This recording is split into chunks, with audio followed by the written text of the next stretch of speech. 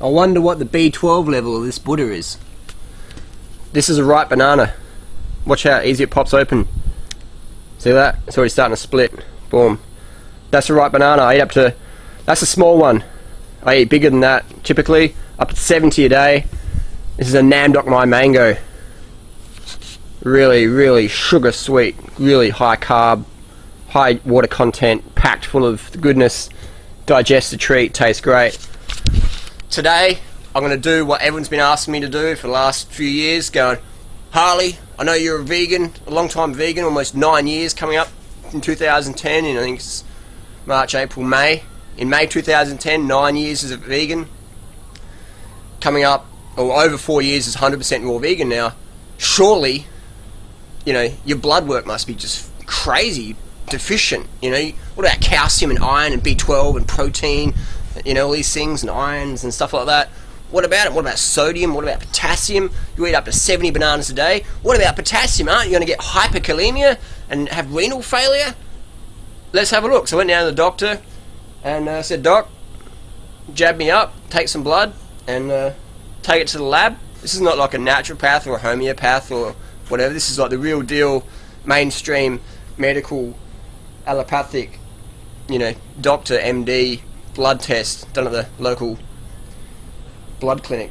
So enough yapping, let's make it happen. I'll run you through it. So we have Harley Johnstone and the date. There's a bit of mango juice there. 19th of January 2010. Okay, sodium. If it has an asterisk in it, it means it's out of range. Some of the sodium is, yes, you know, up and down. That day I'd been out of a Tour de France team. We did 210 kilometers, so interesting. Potassium, hang on, here we go. Potassium's 4.0 and 3.5 to 4.9. That's the range. You know, so people say you'll get too much potassium from eating up to 70 bananas a day. Well, I'm scientific evidence, after eating a lot of bananas for the last 8 years, that this actually is not true. Hyperkalemia is a term we use for patients with renal failure, and they got renal failure from eating alcoholics or eating a lot of meat and dairy and stuff like that, and they develop kidney disease. So it's not from bananas. So everything's great, you know. Urea, that's always going to be low because uric acid is found in animal products. I'm a vegan, so urea is going to be low. It means more alkaline. That's great. eGFR is kidney function, so greater than 60. That's what we're looking for. Sweet. So again, if it has an asterisk, it means it's out of range. Cholesterol, well, that's easy. Urates, phosphates. Calcium, within range. Hang on, calcium, I thought we need milk for that. All these. Protein. What's the medical word for protein deficiency? I'll put $500 in your PayPal account if you can email me that. And it's not kwashiorkor, that's caloric deficiency. It's not marasmus, that's caloric deficiency. And it's not kwashiorkor or marasmus, they're both caloric deficiency. No scientific group agrees that they are either protein deficiency. Some scientists might say, oh, it's protein deficiency, but it's not a general rule. If you have iron deficiency, they call it anemia. All scientists agree anemia is, you know, iron. So no medical word for protein deficiency. I actually have the same amount of protein in your typical competitive steroid anabolic bodybuilder.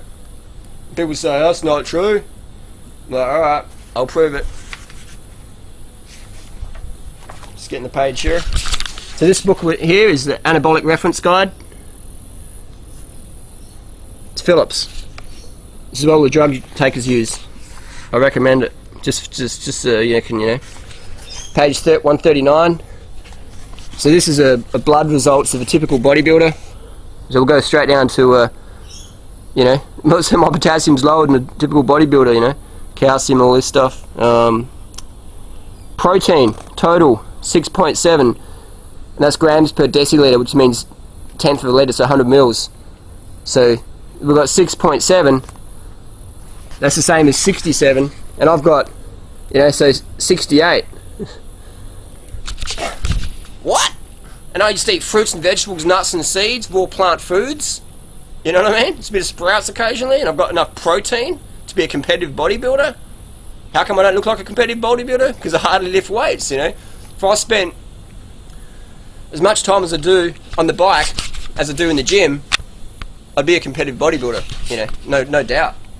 But I'm an endurance athlete, that's where my passion lies, and I like riding my bike up steep hills, and I like running marathons, and ride my bike for 24 hours, and all that sort of stuff. So, alright. So we'll keep back to the blood test. Alright, next one. Hemoglobin, 149. Red blood cell. You know, all these things. You mean corpuscular volume, that's a good indication of B12 deficiency if it's really high. But that can go up in athletes, so it's, you know, not always accurate. So again, nothing out of range, no asterisks. White cell count, all great.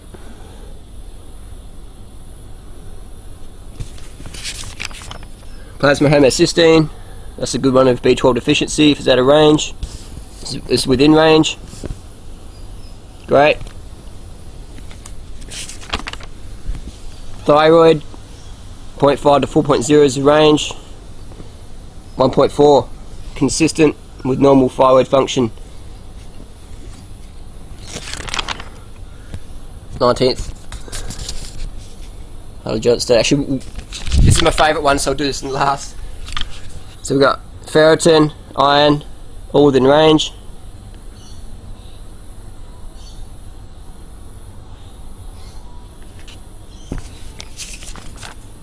Vitamin D, get it from the sunshine. Take a supplement if you're living in crazy climates. Vitamin A, fruits and vegetables.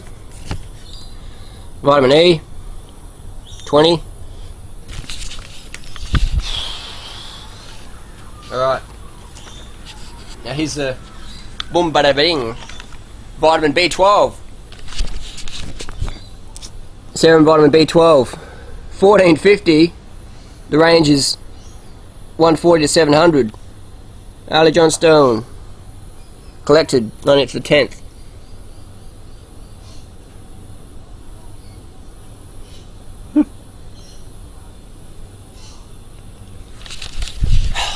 Wow!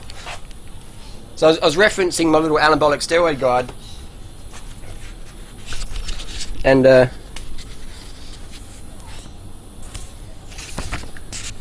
vitamin B12, you know, used by many athletes, feelings of well-being.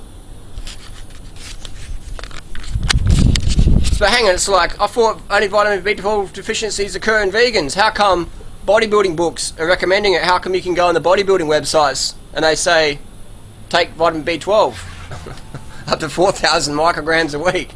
You know, it's like, how come, man? Interesting, isn't it? So, watch part 2 of the raw vegan blood tests YouTube video that I'm putting out.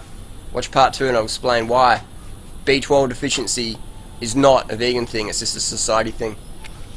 So there you go, this blood test, man. Paperwork, you know, whatever it takes to provide some example, provide some convincing, or whatever it takes, man, I'll do it. So people, you know, ask me for years and years, put the blood test on the paper. Alright, done, finished. Next challenge, just Google me up, email me, put it on my YouTube, whatever challenge you got, I'll step up and deliver. Peace, see you later.